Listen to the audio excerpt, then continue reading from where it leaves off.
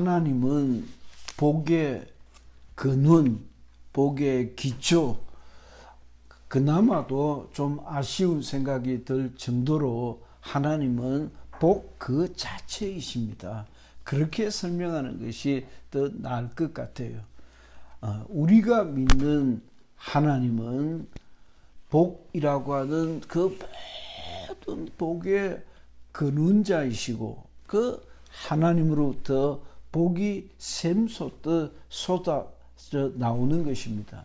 그래서 복을 찾는 사람은 하나님을 찾아야 제대로 길을 찾은 것이에요. 근데 복은 바라면서 엄한 데 가서 그 복을 얻기를 기대하니 그게 제대로 잘 예상같이 되지를 않는 것입니다. 우리는 하나님과 그의 백성 이스라엘과의 관계를 잘 이해를 해야 합니다.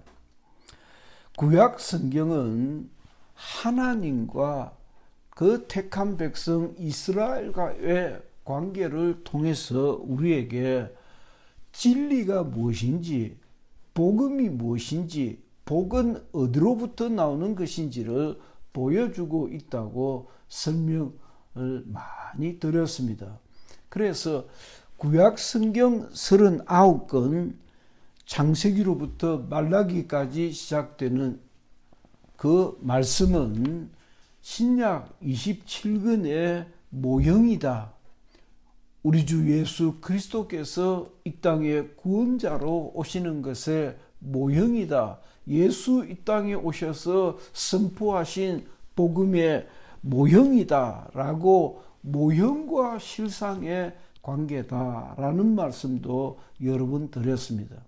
그러니까 구약 성경이 이야기하는 하나님과 그 백성 이스라엘과의 관계를 통해서 거기에 주저앉아 버리면 안 되고 그 모형을 통해서 원형을, 실상을 찾아야 제대로 성경을 보는 것이다는 것이에요.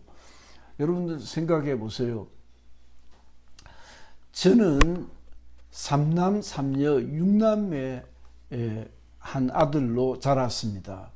우리 집 바로 마주보는 집, 정확하게 딱 마주보는 집은 쌀집이었습니다. 그 쌀집은 딸이 11이었습니다. 딸 11하고 막내가 아들이었어요. 그러니까 딱 한다스였어요. 12이었어요. 그래 12이니까 이제 그 할아버지가 기력이 다 돼서 그런지 그 마지막 12번째 아들은 좀 부족해요. 아들을 낳는다고 낳았는데 나이가 너무 들어서 낳아서 그런지 아이도 좀 모질하고 그래서 공부도 좀 참 잘 못하고 해서 내가 그 어릴 적부터 내가 중학교 고등학교 때도 그 아이를 가르치고 야단도 치고 막 그랬던 기억도 납니다. 그렇게 많은 자식을 둔다고 복이 아니잖아요. 요즘은 둘라 잘 기르자 하고 하나도 뭐 기르고 말고 심지어는 자식 없이도 살아가겠다고 그렇게 버티고 있는 세대에서 12 나오면 그거 어떡합니까? 그 애국자라고 해야 됩니까? 아이고 복 받았다라고 해야 되겠어요. 그래 구약 성경 시대에는 바닷가에 모래알 같이 하늘의 별과 같이 많은 민족을 이루겠다라고 약속하셨는데 그게 오늘 우리 시대에 무슨 복이 되겠느냐 이 말이에요. 그러니까 구약 성경에 이야기하는 그 복의 유형을 따라서 우리는 정말 하나님께서 진짜 우리에게 주시고자 하는 복이 어떤 복인지 그 복을 잡아야 제대로 잡는 것이다는 것입니다. 우리뿐만이 아닙니다. 사람이라고 하는 사람, 나라라고 하는 나라, 민족이라고 하는 민족은 다 똑같다고 생각합니다. 우리만 베개도 복, 군대 온데 복복자를 새겨놓지만 그렇다고 그 복이 그 가정에 없디까? 우리뿐만이 아니라 같은 한자 문화권에 있는 중국은 어떠하며 일본은 또 어떻습니까? 다 똑같아요. 한자 문화권만 같은 것이 아니고 아시아 문화권만 같은 것도 아니고 전 세계 사람이라고 하는 사람, 민족이라고 하는 민족, 나라라고 하는 나라는 다 그 복이 어떻게 생겼는지, 어떻게 해야 복을 받는 것인지 그 복을 찾아서 살아왔던 것입니다. 그 이스라엘 백성들은 하나님을 잘 섬기고 그 하나님을 의지하고 그 하나님의 말씀을 잘 듣고 순종하는 것이 복의 근원이다 라고 그렇게 듣고 배웠어요. 어떻든 하나님과의 약속을 잘 지켜야 내가 복을 받는다 라고 그렇게 배웠어요. 그 반대로 그 하나님의 말씀을 안 들으면 너희가 큰 화를 당할 것이다 라고 복과 화가 늘 따라다녔던 거예요. 어떻게 하면 복을 받고 자칫 잘못하면 마치 낭떠러지에 떨어진 것과 같이 복은커녕 저주를 받는 그런 형편이었다는 것입니다. 지난주일에도 비슷한 말씀을 드렸습니다. 욥기도 그렇게 보아야 하는 것이 옳지 아니한가?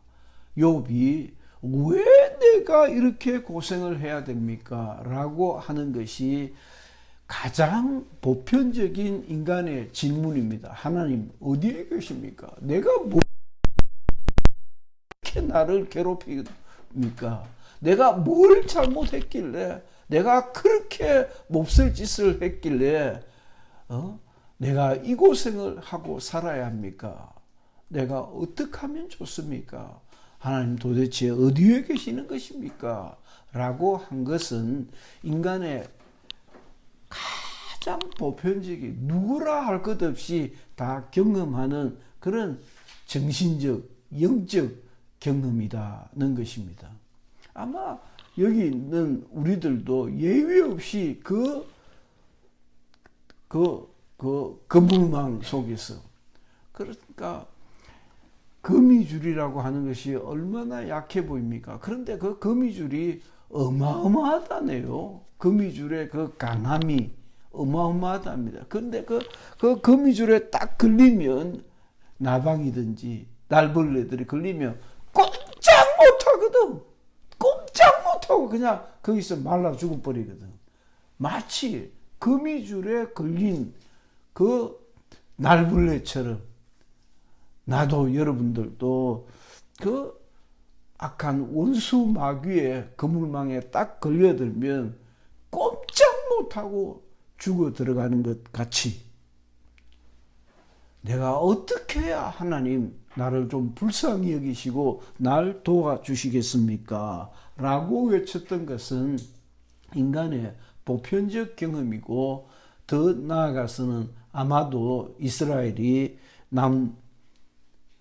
유다가 북이스라엘이 멸망하고 난 이후 바벨론 포로 생활에서의 경험이 아니었겠는가 라고도 생각해 본다고 말씀을 드렸습니다. 이스라엘은 예수 잘 믿는 대한민국 백성들이 알고 있는 것처럼 그렇게 강한 나라가 아닙니다. 굉장히 수준 높은 나라도 아닙니다. 사실은 유대인들은 다른 측면을 보면 굉장히 노랭이고 돈 밝히고 지금 민족만 아는 이기적 집단으로 되어져 있습니다. 그래서 주라는 말, 유대인이라는 말은 굉장한 욕입니다. 저 주 하면 그냥 저 죽일 놈 하고 욕하는 것과 거의 비슷한 수준으로, 저 노랭이, 저 악덕 돈놀이 하는 놈. 그러니까 얼마나 그 민족이 외세의 침입을 많이 받았으면 오직 돈만 모으면 된다고 생각하고 돈만 그렇게 밝혔어요. 그래서 미국 대통령 선거가 이제 곧 열기를 띨 것인데요. 미국 대통령 선거 후보자들은 그 유대인들의 눈치를 안 볼 재간이 없다는 거예요. 왜냐? 그 유대인들이 미국 경제를 잡고 있기 때문입니다. 그 유대인들의 후원금이 없이는 선거라는 전쟁에서 이길 수가 없기 때문이라고 그렇게 설명들을 합니다. 이스라엘은 결코 강하고 큰 나라가 아닙니다. 조그마한 나라입니다. 나라라고 할 것도 없이 무려 2000 수백 년 동안 흩어져 살다가 2차 대전이 끝나고 우리가 해방할 때에 같이 해방되어서 벨포어 선언에 의해서 야, 우리도 고향으로 돌아가서 잃었던 나라를 세우자라고 했던 것이 이스라엘입니다. 내가 며칠 전에도 최근에도 이스라엘 건국의 역사를 율브린너가 주인공으로 나오는 오래된 영화를 봤는데 그거 제목이 팔레스티나인가 그런 제목 같습니다. 참 감동 깊게 봤어요. 그 나라를 되찾기 위해서 얼마나 많은 희생을 지불해야 했던지, 그 전 세계로 흩어졌던 디아스포라, 흩어진 민족이라는 말이 그 유대인들에게 쓰는 말입니다. 아무한테나 쓰는 말이 아니고 어원이 그렇습니다. 디아스포라. 그 흩어진 유대인들이 고향으로 돌아가자 하고 저 러시아 많이 갔습니다. 러시아로 많이 흩어졌습니다. 그 중동에 살던 사람들이 살 길을 찾아서 그 추운 나라로 러시아 많이 갔습니다. 아프리카로 많이 갔습니다. 그래, 아프리카 유대인들이 있습니다. 러시아 유대인들이 있어요. 러시아 유대인들 가운데 러시아에서 기독교를 찾았고 개종을 한 사람들이 본국으로 돌아가서 그 사람들이 교회를 세우고 다시 자기 민족에게 복음을 전하는 그런 역할을 하는 선교사님을 제가 사귄 적이 있어요. 제 소문을 듣고 찾아와서 그 교제를 했던 적이 있어요. 지금도 연결이 되는 분입니다. 그렇게 뿔뿔이 흩어졌다가 고향으로 돌아가자 했을 때 그들은 기독교 신앙을 또 가지고 들어가서 내 민족, 이 나라를 다시 살려야지 하고 수고하는 선교사님들이 있더라고요. 이스라엘의 주위에는 정말 진짜 제대로 갖추어진 아주 막강한 군사력과 행정체계와 또 잘 사는 나라들이, 부족들이 있었습니다. 그러나 이스라엘은 아주 볼품없는, 정말 시띠나무와 같이 볼품없는, 땔감밖에 할 때가 쓸모가 없는 그런 민족이었다는 것입니다. 하나님께서 왜 시띠나무와 같이 쓸모없는 이스라엘을 선택하셨을까? 그 약하고 그 부족한 민족을 통해서 하나님이 어떻게 역사하시는가를 보여주었던 것입니다. 하나님이 함께 하시는 민족은 결코 망하지 않는다는 것을, 하나님께서 전쟁에 나가시면 절대 실패하지 않는다는 것을 하나님께서, 강한 나라 같으면 굳이 하나님 의지할 리가 없지 않아요. 그러나 정말 약하고 볼품없고 숫자도 얼마 안 되는 그 민족 곁에 하나님이 계셔서 저 뭔가 있다. 그 뭔가 있는 하나님.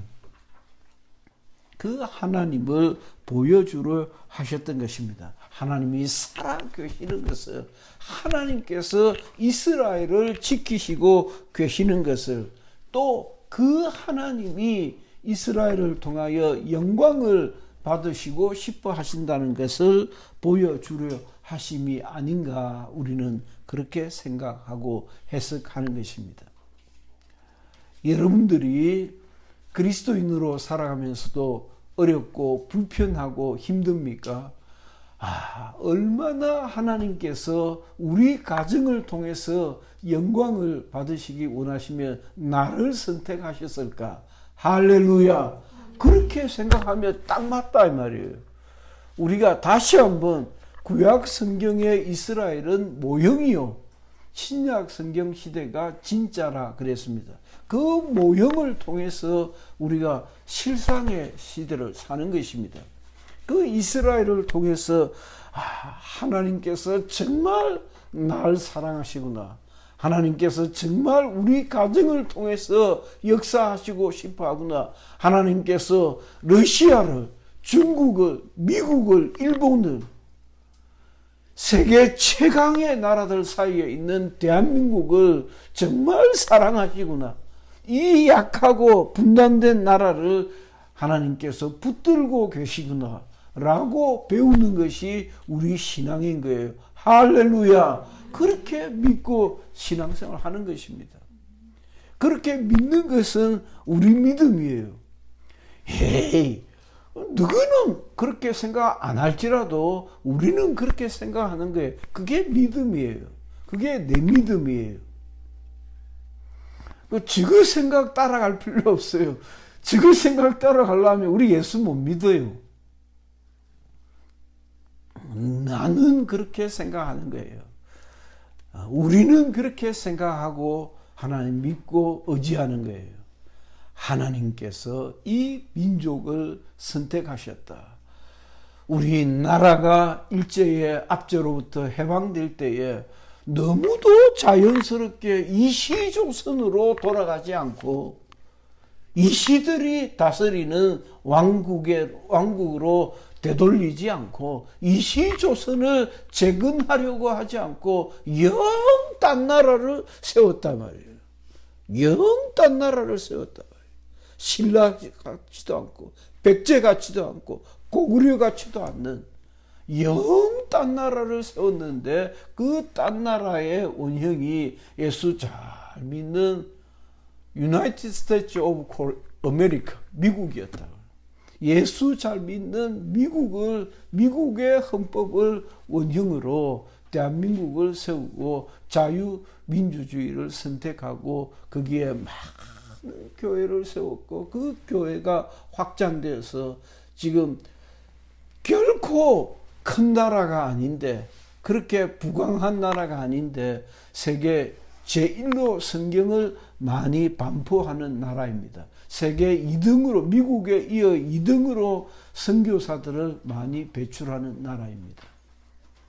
그러니 하나님께서 이스라엘을 선택하셨듯이 대한민국을 선택하셔서 축복하시고 정말 부강한 나라가 되게 하셔서 주의 복음을 전하게 해주세요.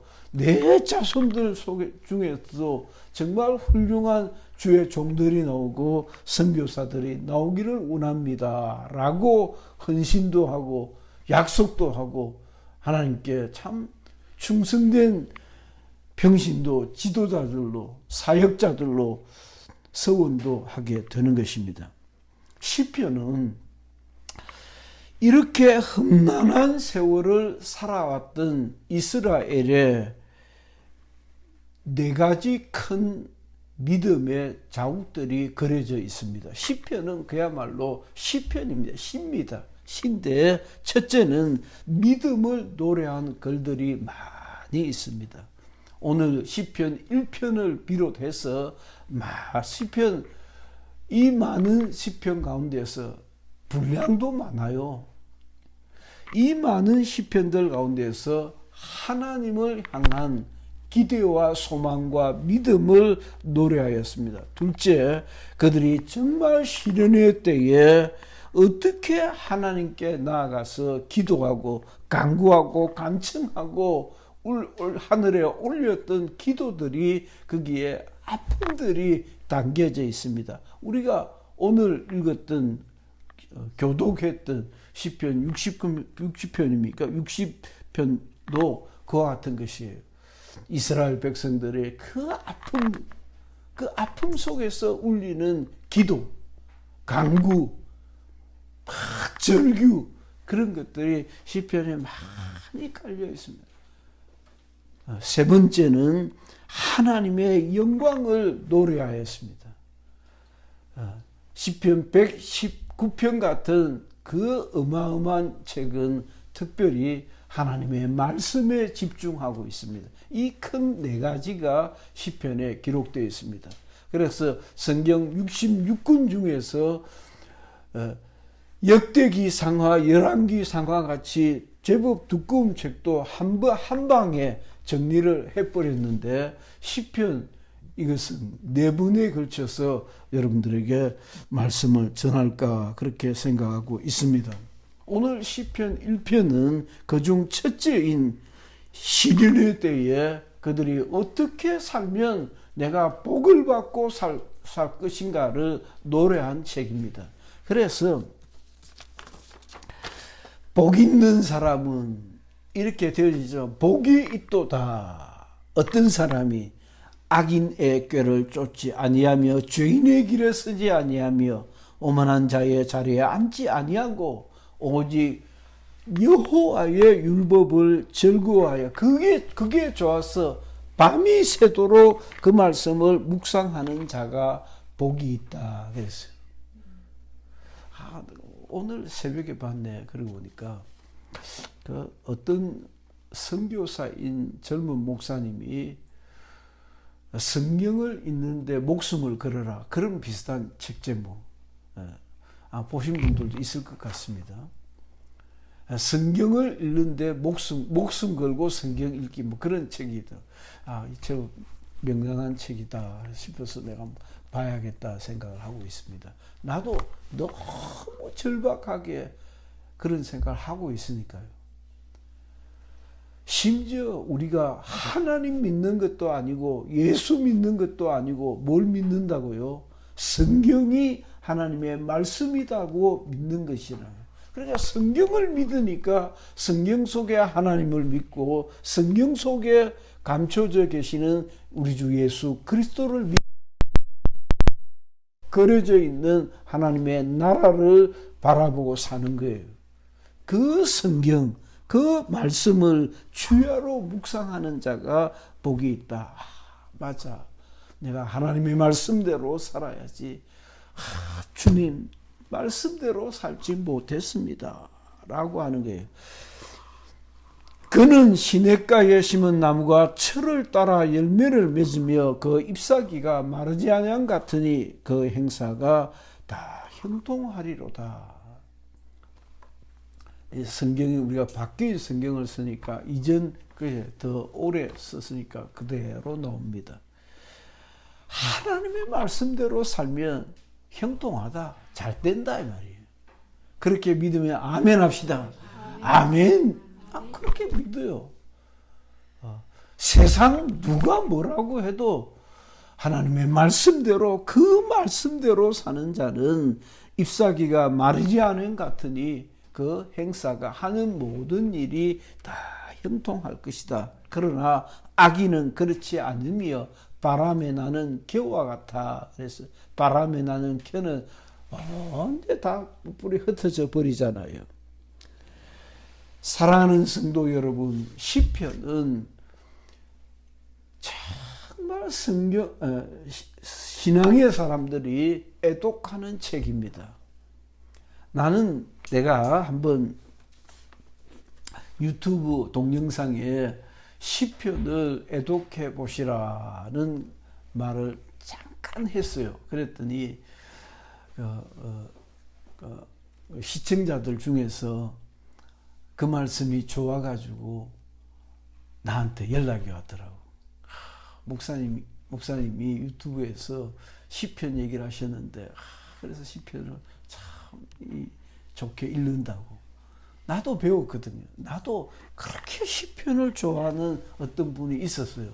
그래서 전도사님, 내가 전도사할 때 전도사님 시편이 뭐 어떻고 저쩌고 나는 별 좋은 줄 모르겠던데 어릴 적에 그러더라고요. 신앙생활을 많이 하신 어떤 경건한 여성도가 그렇게 얘기를 하더라고요. 그래서 그런 마음으로 시편을 보니까 구구절절이 이스라엘의 그 시편 저자들이 노래했던 그 믿음, 하나님의 그 위대하신 장엄하심, 하나님의 보호와 사랑과 그들의 기도와 말씀에 대한 그들의 집착들이 막 느껴지는 거예요. 오늘 시편 1편을 그렇게 분류해도 되거든. 하나님의 말씀을 얼마나 사랑했던 민족이었던가. 이스라엘은 하나님의 말씀을 받은 민족 아닙니까? 하나님의 말씀을 받은 귀한 그리스도인 되기를 예수 이름으로 축원합니다. 그게 오늘 우리에게 주시는 말씀인 거예요. 하나님의 말씀을 붙들고 그 말씀이 좋아서 밤을 새워 성경을 읽고 묵상하는 자들은 하나님께서 그 길을 인정하시고 복을 주실 것이다. 형통할 것이다. 형통할 것이다. 잘 될 것이다. 라고 약속하고 있는 것입니다. 이스라엘은 복의 근원이 딴 데 있지 않고 사람이 애쓴다고 되지도 않고 사람이 애써서 안 되는 일이 많이 있습니다. 우리가 작년 한 해 동안에 얼마나 이 민족의, 이 나라의 미래를 위해서 걱정을 했습니까? 이 선거가 완전히 게임도 안 될 거라고까지 기대를 했습니다.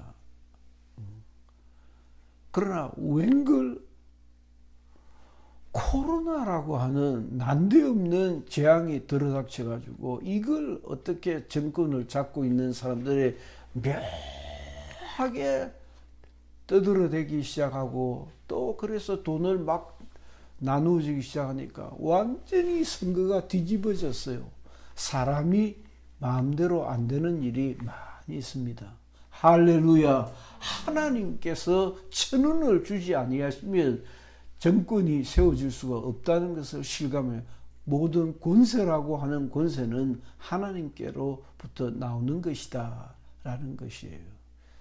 이를 승복하고 왜 실패했는지를 돌아보고 우리가 어떤 모습이어야 할 것을 다시 한 번 더 생각하는 것도 나쁘지 않다라고 생각 드는 겁니다. 왜? 역사의 주인공은 주제자는 하나님이시니까 하나님이 하시는 것을 천운이 따라야 정권도 잡고 국회의원도 되고 대통령도 되고 나라도 평안한 것입니다.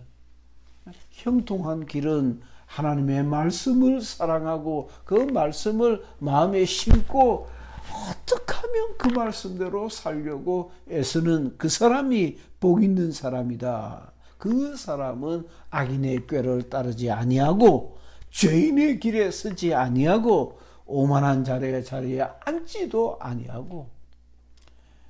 이걸 가지고 설교를 많이 하죠.